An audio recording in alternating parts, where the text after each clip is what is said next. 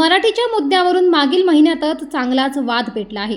मराठी माणसासोबत मुंबई महाराष्ट्रात दुजाभाव, अपमानास्पद वागणूक देणे यासारखे प्रकार समोर येऊ लागले आहेत। मराठीमध्ये संवाद साधण्यास नकार देताना बिगर मराठी अधिकारी व्यक्तींकडून मुजूरपणा दाखवला जात असल्याच्या घटना समोर आल्या आहेत। अशीच एक घटना उल्हासनगर रेल्वे स्थानकावर घडली आहे। उल्हासनगर रेल्वे स्थानकावर मनसे कार्यकर्ते, परप्रांतीय प्रवासी आणि रेल्वेचे आरपीएफ जवान यांच्यामध्ये मराठी बोलण्यावर हमरी तुमरी झाली। या घटनेचा व्हिडिओ व्हायरल होत आहे।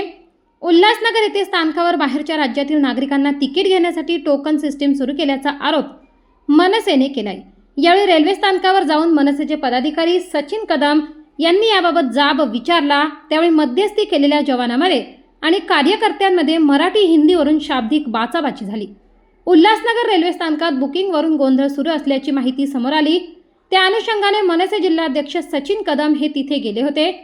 त्यावेळी एका आरपीएफ जवानाने हिंदीत बोलण्यास सुरुवात केली। त्यावरून मराठीत बोला असं सचिन कदम यांनी म्हटले।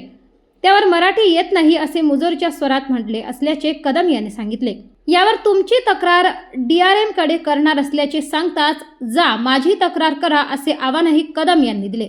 या वादावादीत मध्यस्थी करण्यासाठी आलेल्या मराठी भाषिक आरपीएफ अधिकाऱ्याने देखील मनसे कार्यकर्त्यांना त्याला मराठी येत नाही पण तुम्हाला सुद्धा हिंदी येत नाही का, तुम्ही हिंदीत बोला असा अजब सल्ला दिला। त्यावर मनसे नेत्यांनी मुख्यमंत्र्यांनी मराठी भाषा वापरण्याबाबतचा GR काढला असून मराठी भाषेला अभिजात भाषेचा दर्जा मिळाला आहे ही बाब लक्षात आणून दिली।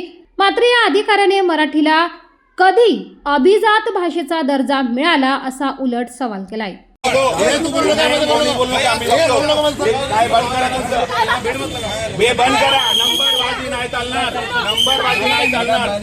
नंबर लगाया था 3 हो गया मेरे को भी हम लोग भी 3 दिन हो गया है। गला ये पड़ा हुआ है, गला ये गला पड़ गया, बीमार था 3 दिन। आपकी जिम्मेदारी मैंने बोला अभी क्या बोला आपने, नहीं बोला उधर के बात करो।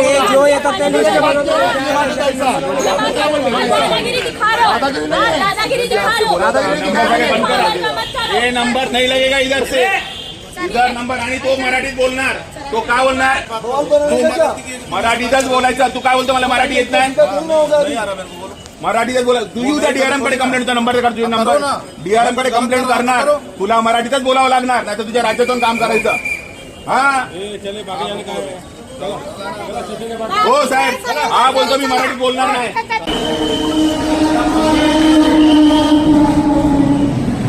कसं बोलू शकतो मराठी मला येत नाही, मी मराठी बोलणार नाही?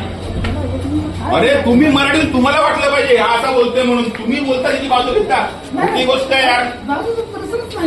मग आणि दुसरी गोष्ट, तिथे लिस्ट बनली कशी? जो येतो तो नंबरला उभा राहू दे काय, पण ती लिस्ट बनवतो कोण? तिला अधिकार दिले कोणी? नाही मराठीचा मुद्दा तुम्ही डीआरएमशी बोलणार, जीएमशी बोलणार मी।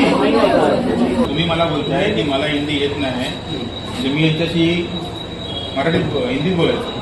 तुम्ही असं बोलताय, तुमचं नाव काय? संजय तुपलोंडे। तुम्ही मला सांगता तुम्ही यांच्याशी हिंदीत बोला काय? साहेब 4 दिवसापूर्वी सीएम साहेबांचं स्टेटमेंट आहे, GR आहे की महाराष्ट्रामध्ये मराठी बोललं पाहिजे।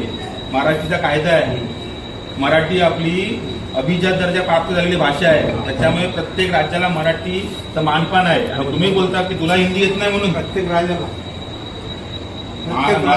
मराठीला अभिजात दर्जा प्राप्त झालेला आहे, त्याच्यामुळे मराठी झालेला आहे। आताच झालाय? अरे यार तुम्हाला हेच माहिती नाही? किती वर्ष सर्व्हिस झाली साहेब तुमची? आधी तर होऊ द्या, पण कधी प्राप्त झाला तुम्हाला माहिती? गव्हर्नमेंट स्टुडंट तुम्ही, तुम्हाला माहिती पाहिजे मराठीचा अभिजात दर्जा कधी प्राप्त झाला। तुम्ही मला बोलताय